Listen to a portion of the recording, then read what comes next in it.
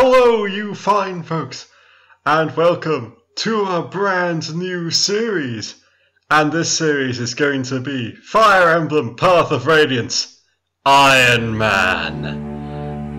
And this opening cutscene still gives me chills, as I don't think it's rare that an opening cutscene perfectly sets the stage for a game quite so much as this one. You know exactly what you're getting into when you see this opening cutscene. And this is what I consider to be one of the single finest strategy games ever made. And it also happens to be one of my favourite GameCube games ever. In fact, it's only beaten out by F-Zero GX as for my favourite GameCube game. And this is going to be an intense playthrough, as the aim of the game here is that if a character dies, there's no coming back. So all of these people in the background, they're all very much mortal. Well, except Ike. And if they're dead, there's no going back. Unless it's Ike. In that case, I get a game over and I have to restart. So there's that.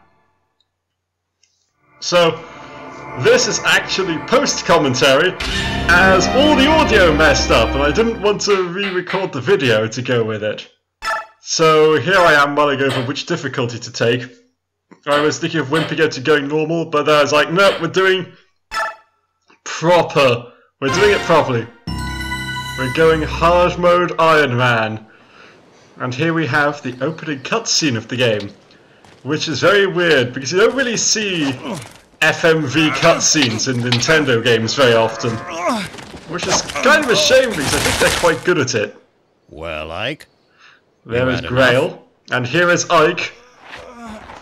He is quite far away from his Smash Brothers iteration, don't you think? But yes, one of the main appeals of Fire Emblem is the fact that it's a strategy RPG. Oh. Where there's a strategy RPG where, as you play the game, you get attached to all these characters, and you don't want them to die. Oh, no. And the best way for them to not die is for you to play the game. And now we're in Flashback Town with the ever so slightly distorted music, which is kind of weird. Gee, I wonder if that person's of any significance. Oh, guess I was right. Hooray!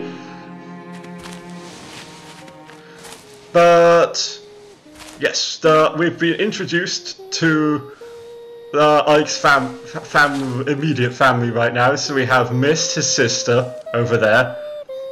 Grail, his father, who just KO'd him. Excellent parenting. Mist. Ike's mother in the flashback, and that's it. You're up.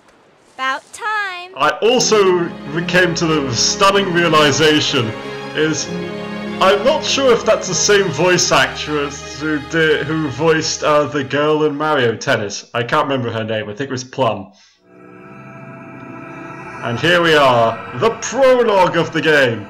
So this is basically where the tutorials happen. Only since I'm playing on hard mode, there's not much tutorialing. So there's that.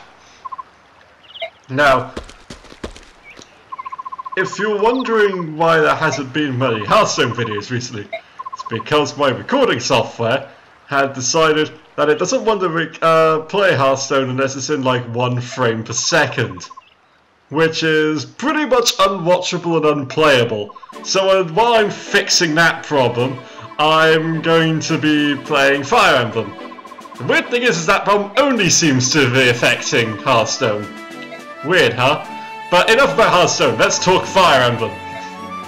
Now, this one is probably my favourite game in the series, and I have played every single one, and I own every single one, which has come out in the West, which is pretty hard to do because I'm glad I bought them at the time, because the game's prices nowadays are now a lot more expensive than they were. Like, if you want to get a new copy of Fire Emblem Path of Radiance, so this one, it will set you back about £200.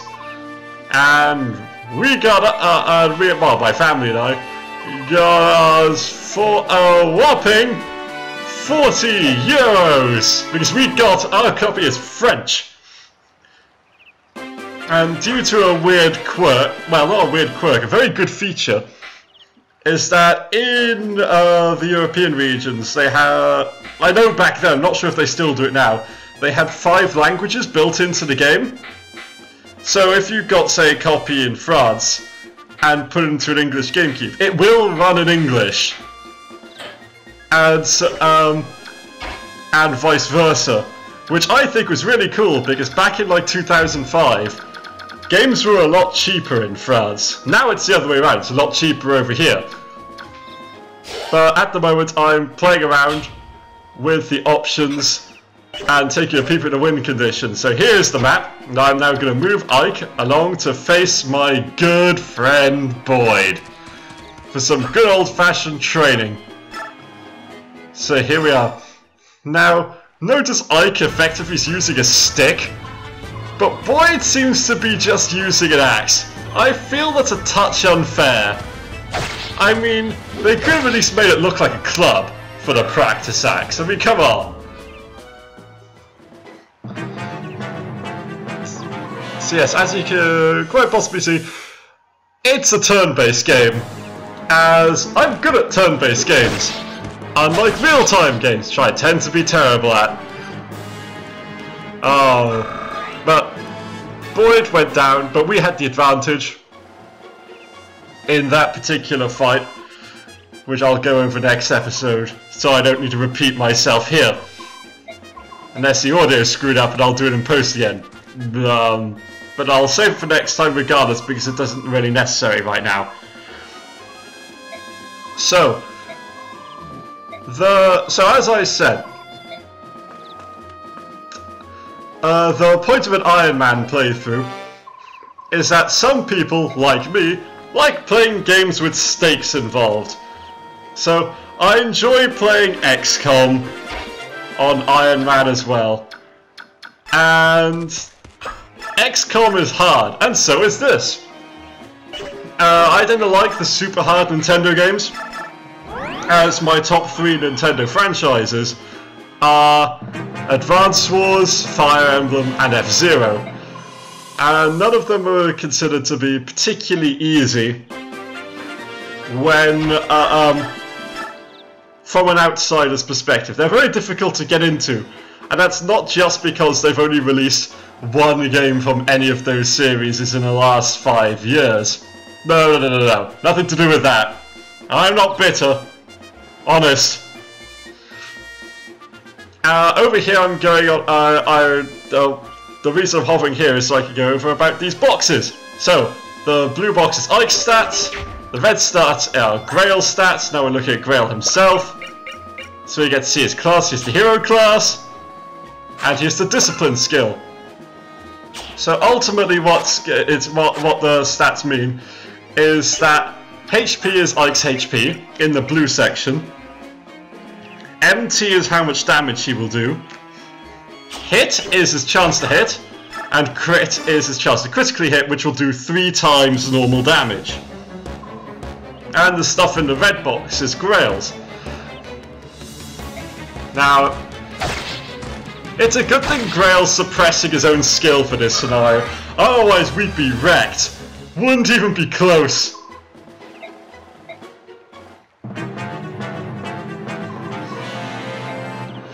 But, as I said, this is just a training level. You have to try to lose this level. You really do. But you can play suboptimally. So as you see here, I'm just going in for the kill here, so I don't need to waste a vulnerary because I have no chance of missing. That kind of simple thing to get in the mood. But to be honest, this is more of a warm-up for me to refresh myself on the controls. And to, you know, get back in a Let's Playing spirit. As I'm not ill now, hooray. And we get a level up for Ike. Come on, Ike, what stats do we get? Resistance! Really? For... Resistance is magic defense, which Ike is a very low chance of increasing. So, that was weird. It's very unlikely for that to happen. Honestly, my level ups I tend to look for with Ike is strength, speed, and skill. So he hits harder, dodges more, and hits more consistently. So, you know, getting the fundamentals down. Because having speed is often quite a good substitute for defense. Because you can then dodge, and so you take the philosophy of the best defense is to not be hit. Or the best defense, or the best offense is the best defense, and the best defense is pocket sand. But unfortunately that's not an option in this game. So we are at the end of this episode. So I shall see you in the next one. If you liked the episode, feel free to leave a like. If you have any questions or just want to say flibble in the comments, feel free to do so. And also, if you really want to see these episodes, feel free to subscribe. And I shall see you next time. Bye!